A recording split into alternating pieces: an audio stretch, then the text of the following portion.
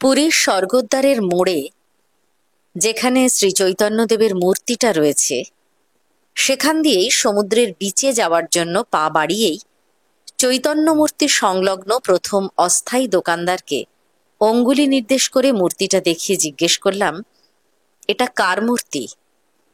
মলিন পোশাকের দোকানি অবজ্ঞার সাথে বললেন, চৈতন্যের।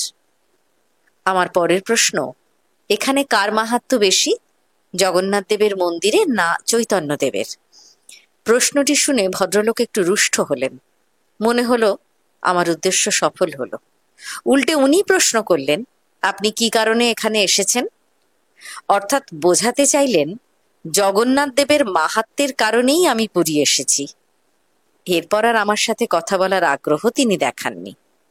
আমার মনে হলো ওনার এই আপাত নিরীহ প্রশ্নের মধ্যেই লুকিয়ে রয়েছে শ্রী চৈতন্যদেবের মৃত্যু রহস্যের উপাখ্যান। স্বর্গদ্বারের ডান দিকে একটু এগিয়েই রাস্তাটা দুটো ভাগে ভাগ হয়ে গিয়েছে। বাঁদিকের রাস্তাটায় প্রথমে শ্মশান, তারপর এগিয়ে গিয়েছে পুরীর বাজারের দিকে। শ্মশান থেকে একটু এগোলেই মীনাক্ষী হোটেল, তার পাশেই ট্রাভেলিং এজেন্ট কার্তিক দাসের অফিস। তার পাশেই একটা সরু গলি সমুদ্রের দিকে চলে গিয়েছে। গলির শেষে আনন্দময়ী মায়ের বিশাল আশ্রম বাড়ি। দরজা দিয়ে ঢুকেই উঠোন, উঠোনের বাঁদিকে বিশাল আশ্রম বাড়ি, আর ডান দিকে দুটো ঘর, বারান্দা, চাতাল। চাতালের একদিকে দুটো অগভীর চৌবাচ্চা। ওই চৌবাচ্চার মধ্যেই গবেষক ডক্টর জয়দেব মুখোপাধ্যায়ের দেহটা পড়েছিল, মাথাটা ভেতরে, পা বাইরে। ভেতরে আধ চৌবাচ্চা জল, মাথাটা পুরো জলে ডোবা ছিল, হাত দুটো পিছন দিকে দড়ি দিয়ে বাঁধা। ঘরের দরজা খোলা।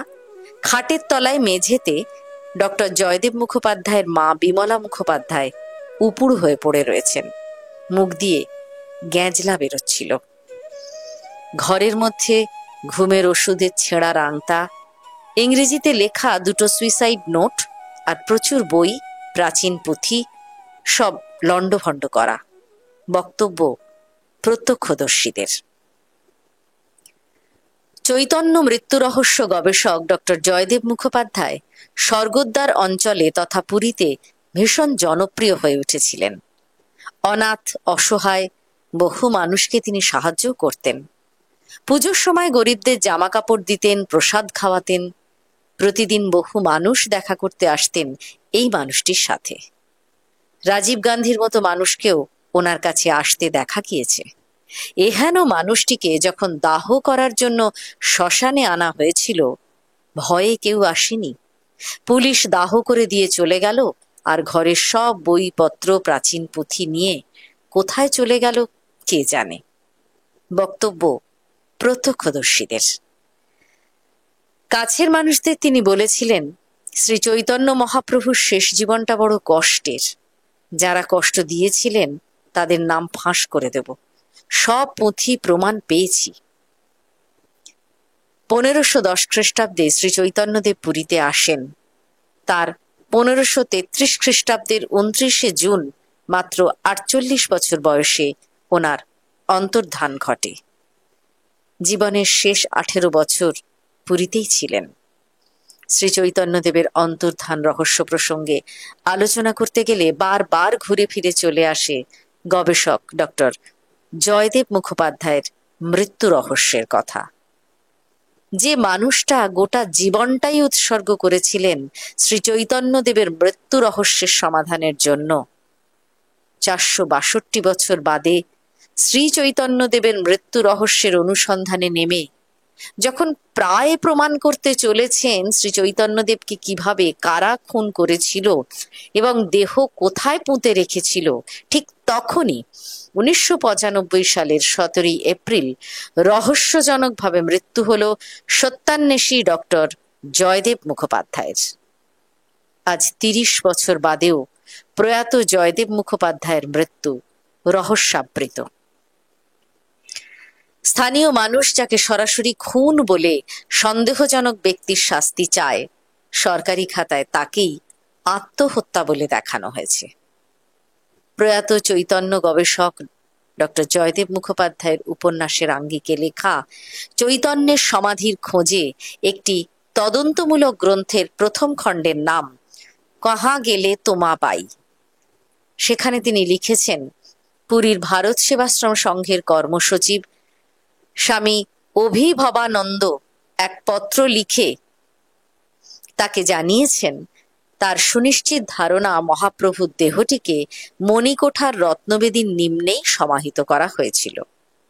একই কথা বলেছেন ডক্টর দীনেশ চন্দ্র সেন তার চৈতন্য অ্যান্ড হিজ এইজ গ্রন্থে। তিনি প্রথম স্পষ্ট করে বলেছিলেন, পুরীর মন্দিরের ভেতরে শ্রী চৈতন্যকে খুন করে পুঁতে ফেলা হয়েছিল। 1533 খ্রিস্টাব্দের 29শে জুন চৈতন্যদেব গান গাইতে গাইতে পুরীর জগন্নাথ মন্দিরে ঢুকেছিলেন। সেই প্রথম আর শেষ মাত্র কয়েক ঘন্টার জন্য পুরীর জগন্নাথ মন্দিরের দরজা বন্ধ ছিল, কোভিড পিরিয়ড বাদে। তারপর চৈতন্যকে আর পাওয়া যায় না। এই ব্যাপারে অধিকাংশ চরিতকার একমত। শ্রী চৈতন্যের মৃত্যু রহস্যের উদ্ঘাটনের মাত্র 10 দিন মতো বাকি ছিল। এই 10 দিন আর শেষ হয়নি। কহা গেলে তোমা পাই উপন্যাসের দ্বিতীয় খণ্ডের পাণ্ডুলিপি প্রকাশকের ঘরে পৌঁছানোর আগেই ডক্টর জয়দেব মুখোপাধ্যায়ের রহস্যজনক মৃত্যু হয়। শ্রী চৈতন্যের অন্তর্ধান রহস্য সম্পর্কে 3টি কিংবদন্তি প্রচলিত রয়েছে।